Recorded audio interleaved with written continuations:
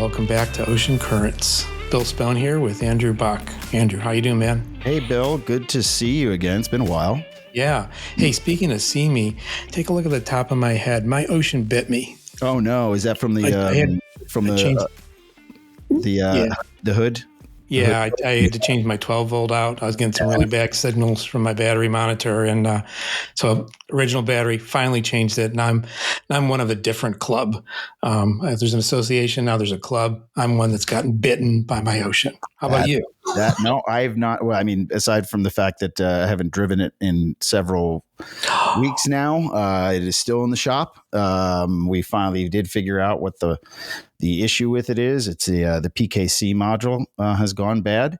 For those that are in the same situation as I am, it's a fairly involved service. The guys at Pat's in San Francisco doing a great job keeping me informed of what the problem has been. But it's I haven't driven it in quite some time. It's probably been over a month at this point that it's been there. I've been traveling a lot, so it hasn't been that big of a deal. But basically, since I recorded that show in New Orleans, I think it's probably been with them. I have not been bitten in any other way than that. It's a pretty big bite, but it's not physical. It's more emotional. This is why I think Matt put out the video. Mountain Ranger put out the video not that long ago. Or get yourself some pool noodles, cut them up, and put them up there. I did use Mountain Ranger's video. I had it propped up on the table next to me, right outside the vehicle, the hood. Yeah. Went through it several times beforehand, during, paused it in the middle. Excellent, Matthew. Can't thank you enough. That's gold. Your content is gold. Yeah. I just a bummer about your head. Yeah. And then I did want to say, when you said you haven't driven it in a while, I think we do have to say the date we're recording this, because things are changing so freaking fast in this world. March 27th, this is 5:10 p.m. Eastern. I mean, it could be different.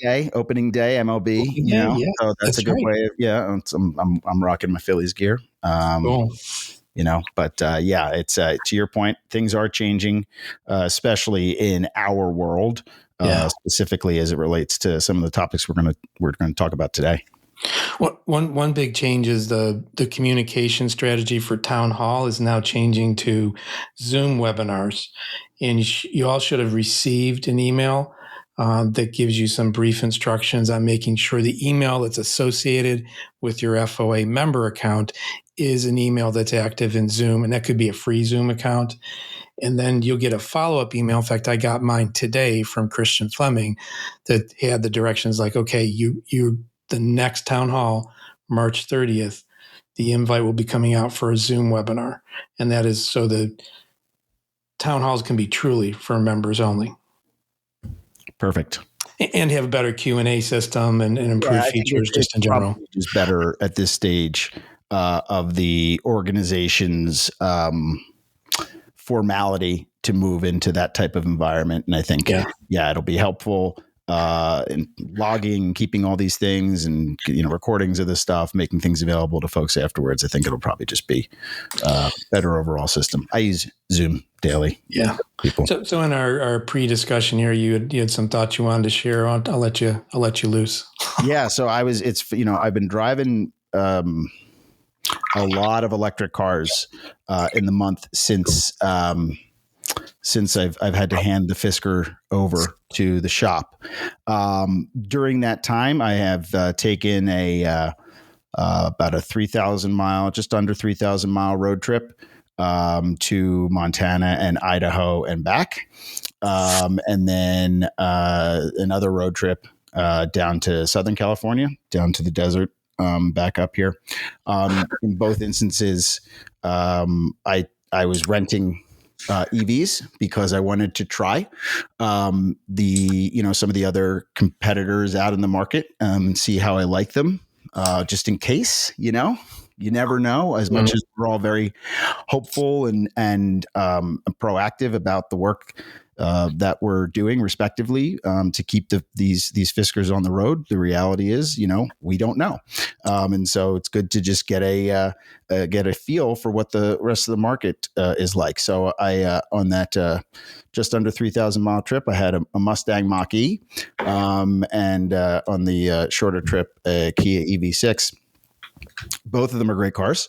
I think that certainly after the trip in the Mustang, I could not wait to get back into the Fisker, which was kind of interesting. I think from just a drive and the feel, the seats, there's just things that and this isn't even really just getting used to. This is just like, no, it's a better, we have a better experience. It's a better product in that regard.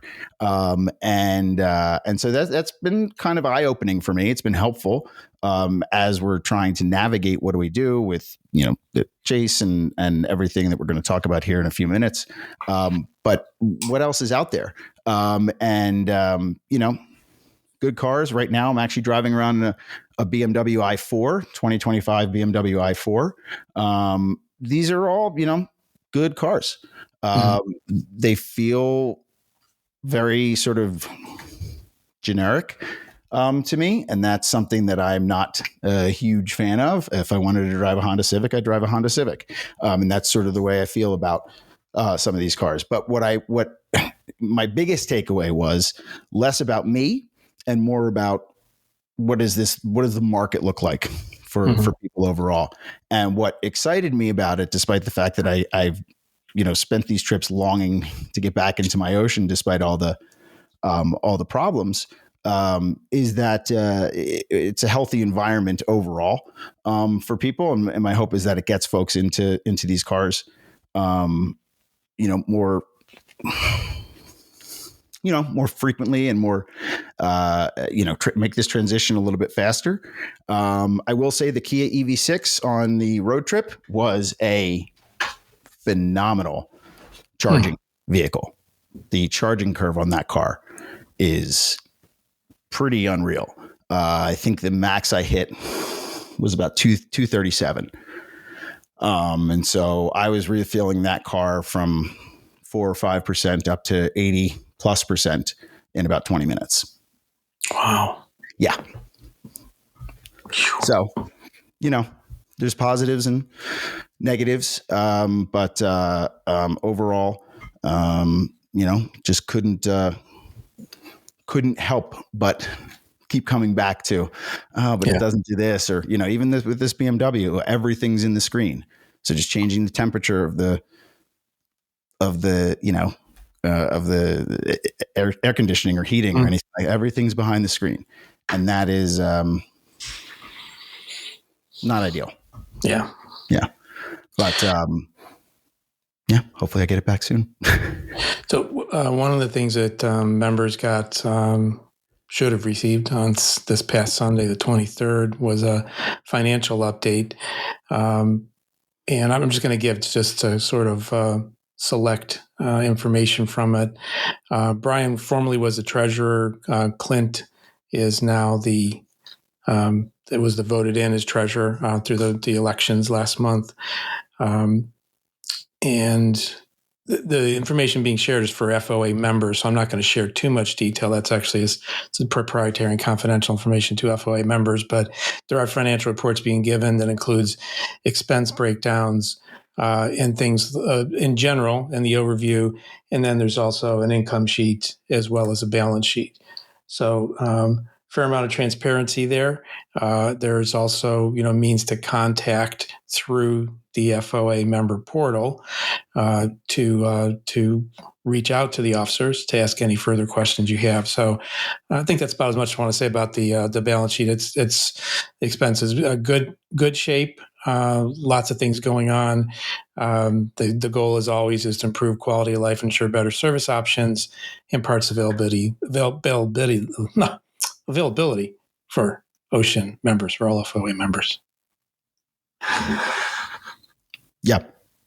It's important, I think, for us as this continues to grow, especially as we have new owners coming in to this. Yep. I think one of the things that we're going to see with more of these Chase settlements coming to pass is just new owners, new people that are coming into the Fisker family late, and it'll be, I think,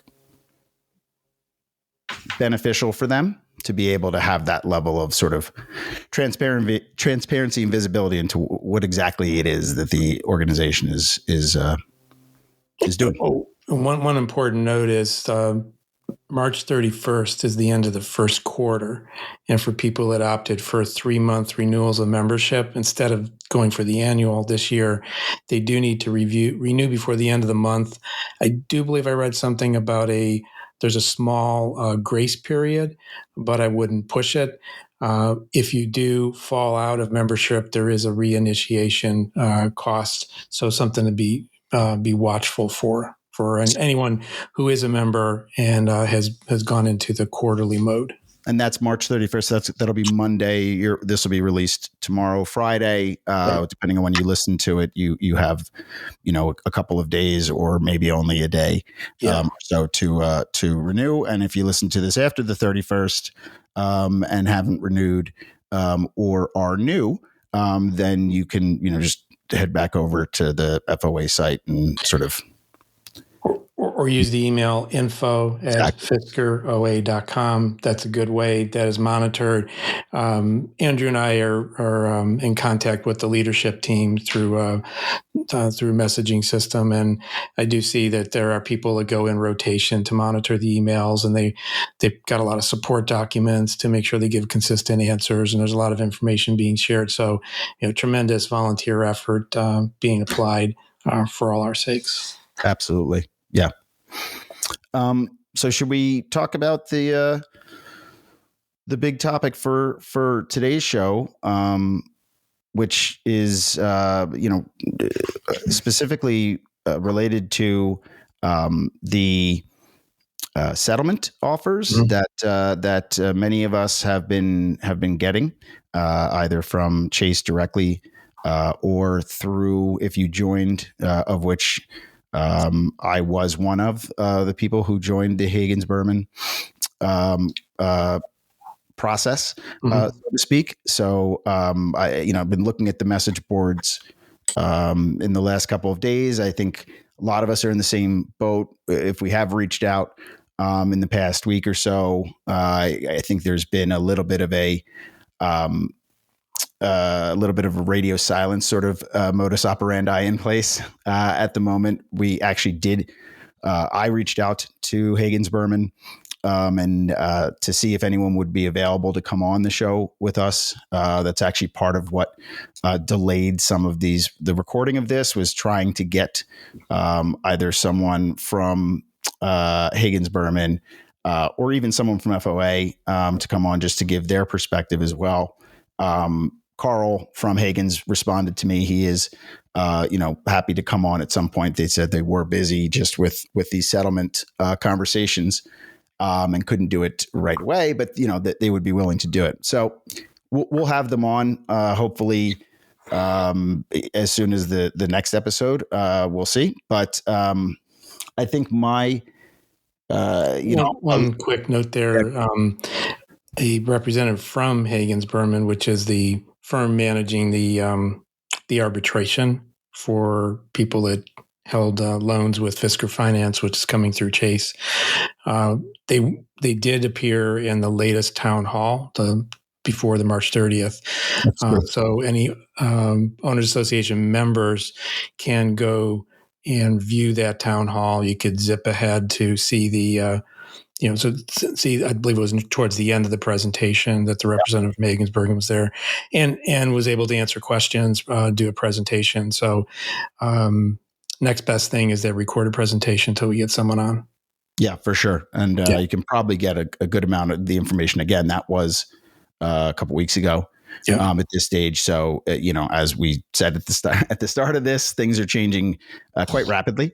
So always good to get that information and then just sort of try and keep up with as much of the day to day as you can. But having received my letter, looking at the offer, for me, I'm an Ocean One owner, as we've established, and it does appear that there is some sort of calculation or something to the degree of actuarial science that is above my head that is impacting the offers that are coming to the Ocean One owners. There's no logical explanation for it. The only thing I could come up with when discussing it with my wife was maybe they just said, all right, if it's a 2023 model year, we're going to X this much off versus a 2024. But even that, I don't think explains away all of this. So, me personally, looking at the math of everything, it did not make sense for me to take the offer the way that my deal was structured with Chase.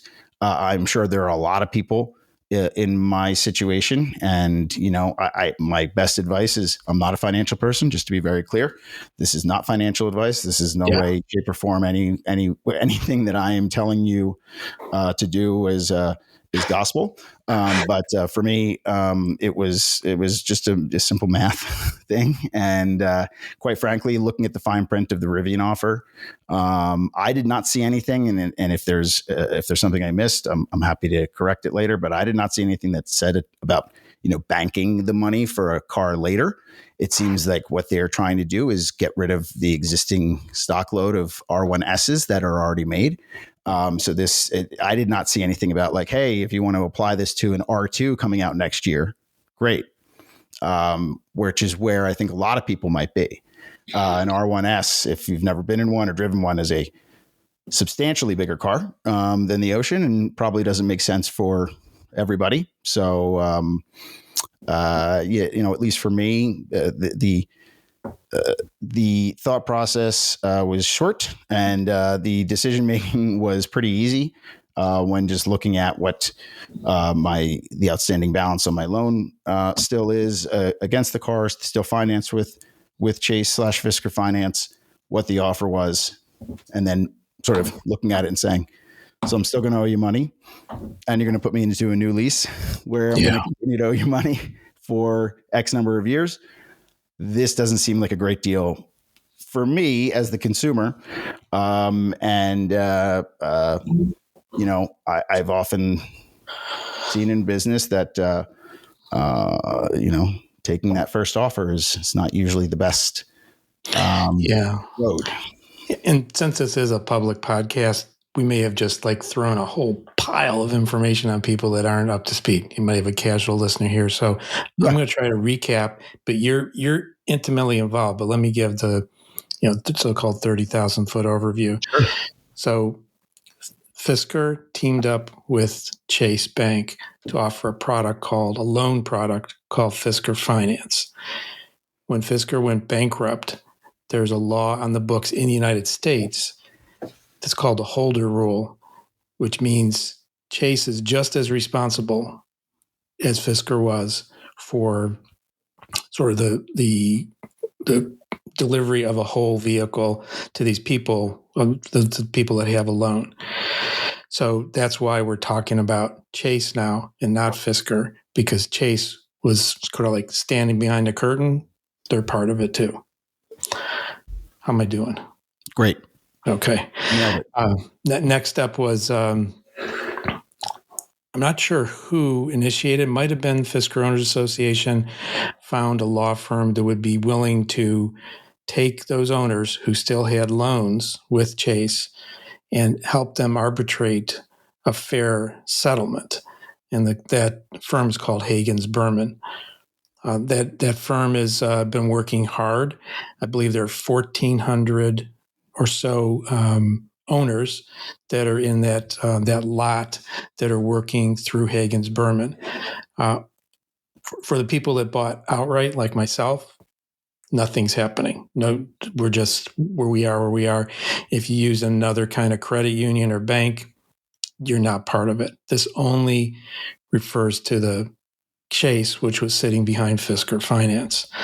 So there's been a lot of discussions, and I think about 2 weeks ago, 3 weeks ago, people started getting letters, and we started seeing them on social media. I saw a lot on Facebook from Chase saying, "Hey, we're going to make you a deal," and the deal was, "We'll make you an offer for your vehicle." And let's say the offer was 40,000, just for round numbers, so we can do the math here, keep in people's heads. If you owed 30 on your loan and they offered you 40, you'd have 10 excess. That 10 excess could then be applied to the purchase of a Rivian with a loan through Chase. Those were the conditions. However, if your loan was 50 and the offer was 40, you still owe money to Chase. And I do believe you would have to return the vehicle. That's correct. You would return the vehicle, have return the no vehicle, and you still owe the money. That is Right. correct. Okay. Yes. So this is like the simple understanding I've gathered so far. And it's a tough decision for people, because we talked about in pre-show here, like it might be a financial decision. Some people just like bare bones math will just do and say, "Hey, not for me." Other people may say, even though they're getting something from it, they may say, "I got to take this offer. Just I need to be relieved from this situation." Yeah. To be clear, I mean, if you look at the market, right, it's above market value for the vehicles in whatever shape they're in. Right.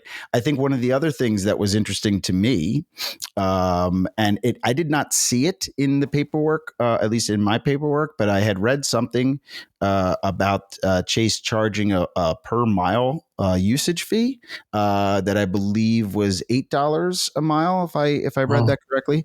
Under that logic and under that math, I would owe them over $250,000 for use of this car based on how much mileage I put on it. So that to me is sort of part of why the entire thing doesn't really make a lot of sense, the way that they've sort of structured it, or at least in the initial offer. I think it is a combination of financial and emotional, and there are any number of reasons why someone might choose to do this.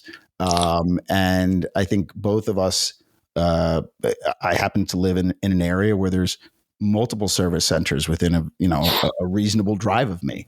So for me, it's not as risky. But if you're in an area where maybe the nearest person is 6 or 7 or 8 hours away, or you've got to fly someone in, I mean, if you can get an offer for 37,000 in the open market, the car is only worth 20 some.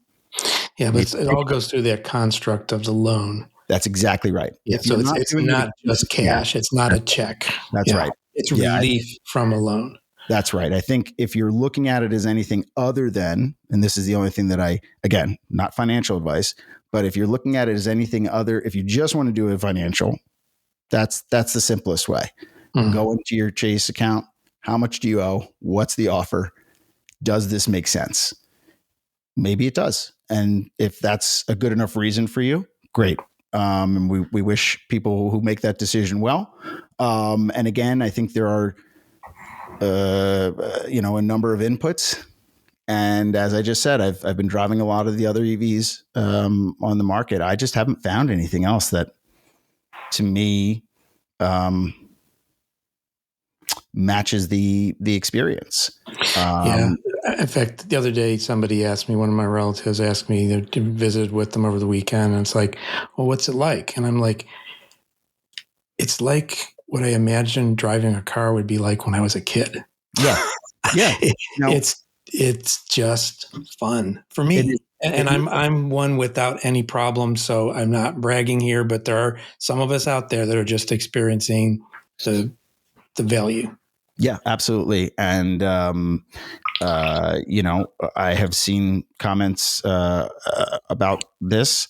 If you really love the car, and you are able to find your way out of this situation in some sort of positive manner, there are more available on the secondary market right now. You can, Fisker Newport, I think, has 50 or 60 of them sitting on their lot, all priced under $30,000. So it's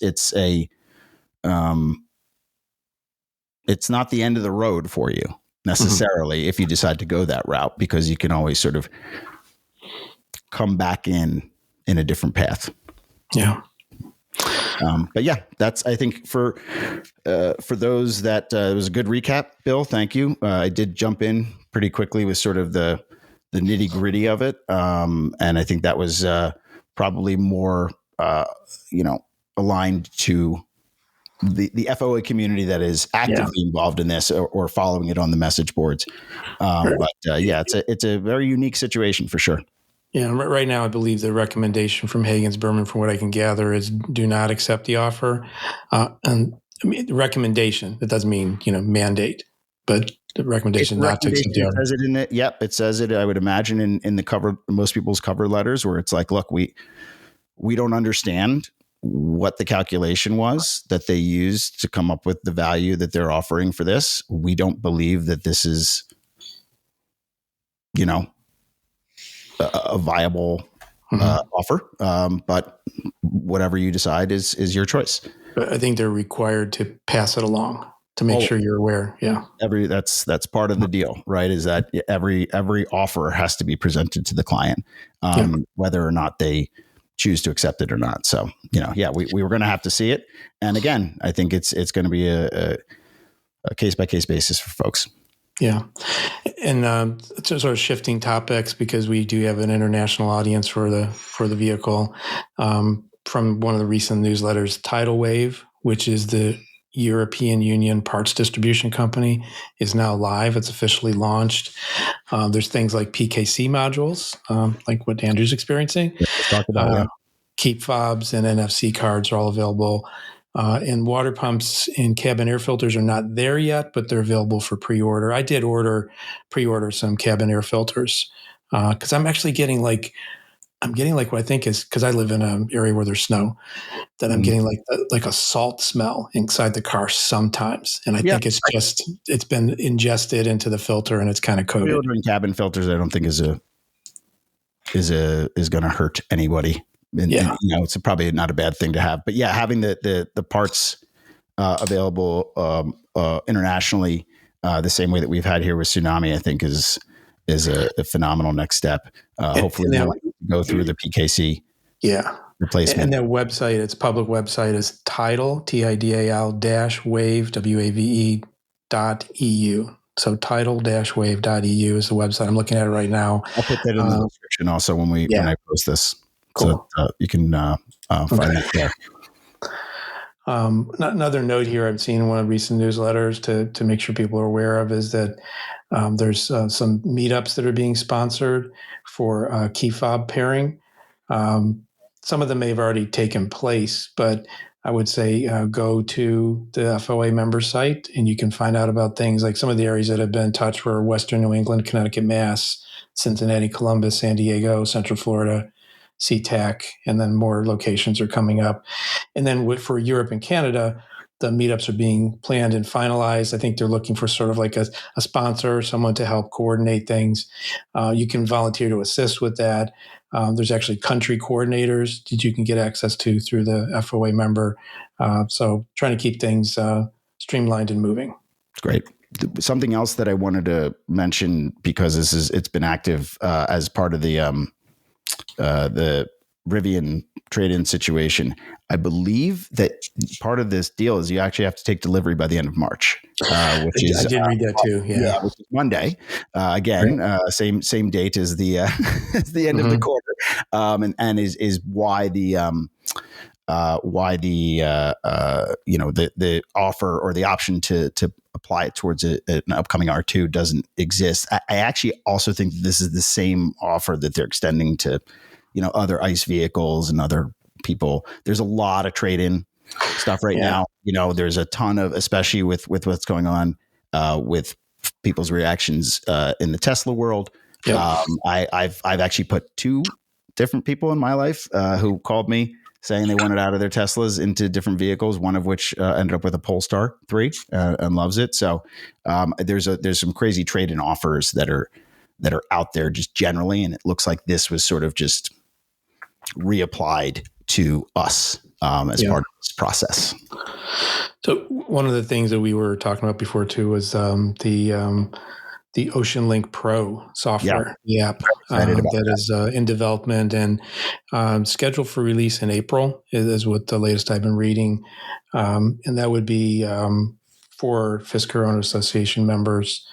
You'd need to be a member to get access to that app.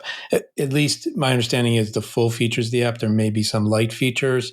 Don't take my word for it right here, but the app is going to be available for both Android and iOS. Yeah, and I think for a lot of us, there are what I'm really excited about. Two of my biggest missing features in the vehicle at this particular moment, if they are as indicated in that Facebook post from last week or a week and a half ago, if they are being addressed, are the two biggest concerns that I've had, which is the ability to precondition the vehicle and get it ready on certain days. And then the pet mode, which for many of us, the doggy windows and the dog friendly and dog forward approach to the vehicle was a big selling point. And I am one of those suckers that if you put a dog in the ad, I'm good.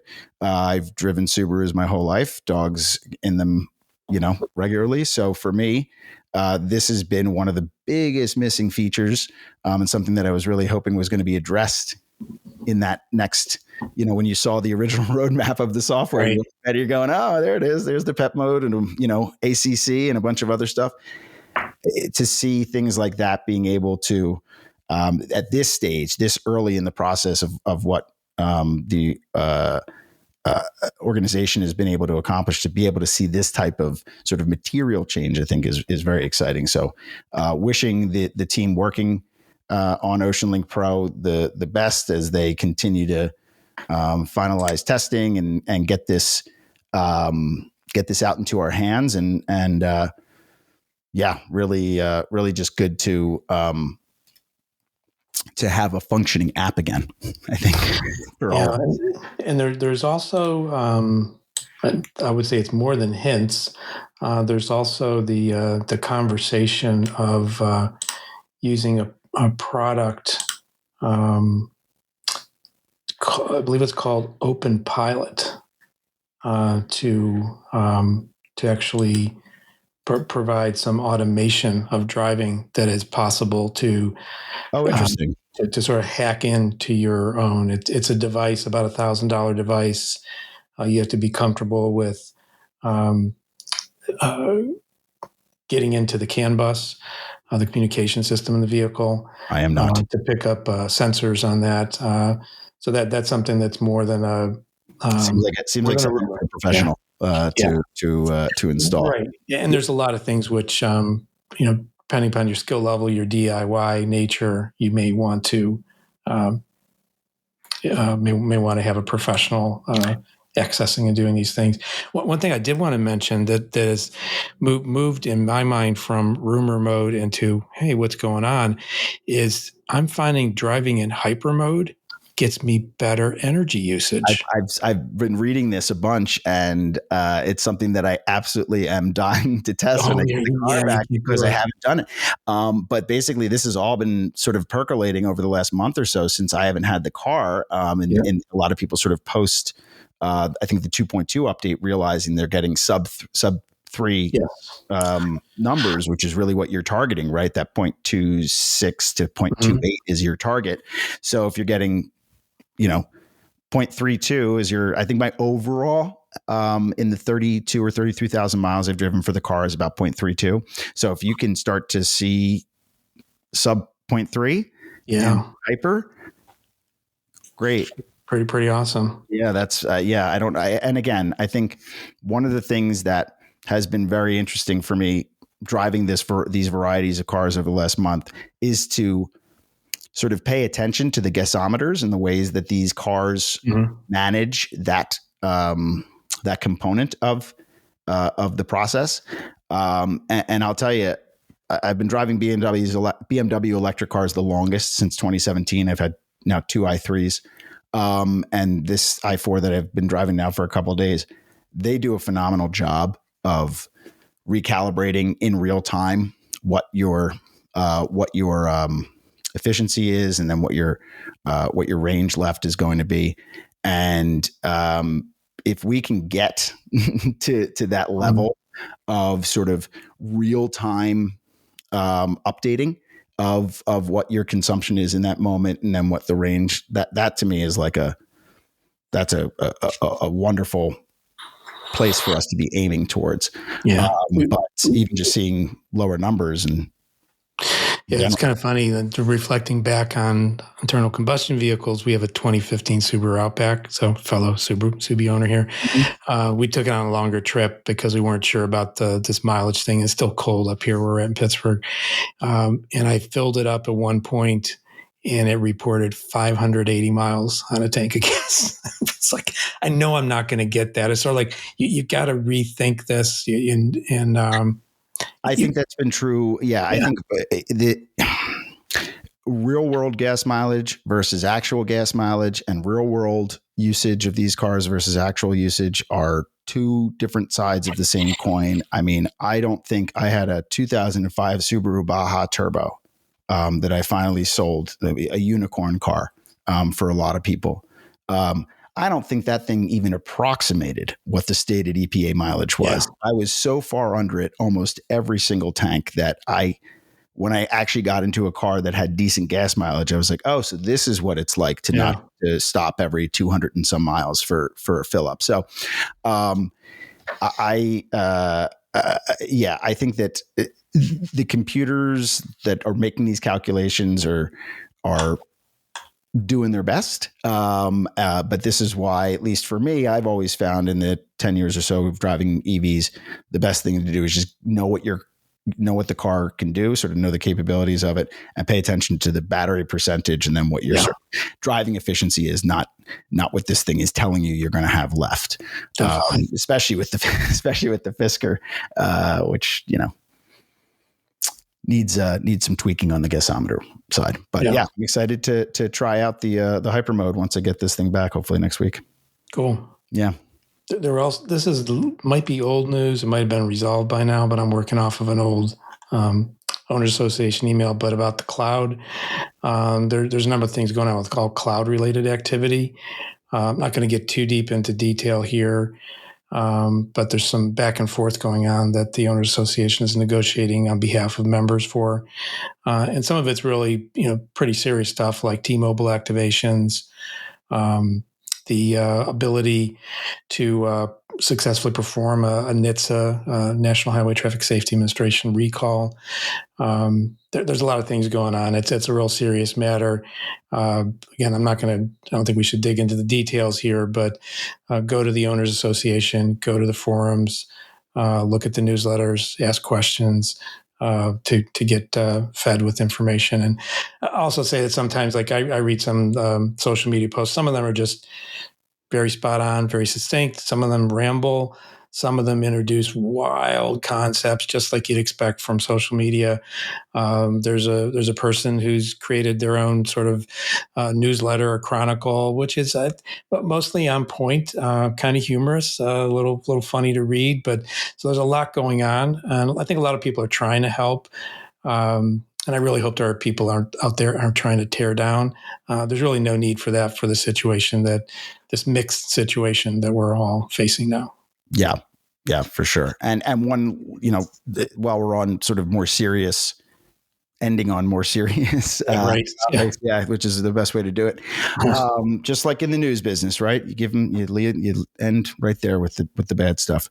But one of the things that I've thought about in the last 24 hours or so, because obviously we wouldn't be mentioned in this given our size and whatever, but the tariffs that were just implemented, the 25% tariff on cars coming into the United States, I imagine parts and things like that. That's something that I am also just starting to sort of wrap my head around. And does that impact us? And what does that mean for specifically some of the larger parts that we might need that still come from glass and things like that are coming from overseas. So that's just something that obviously I'm not expecting anyone to have an answer for, given the fact that this has been hours that we're into this news. But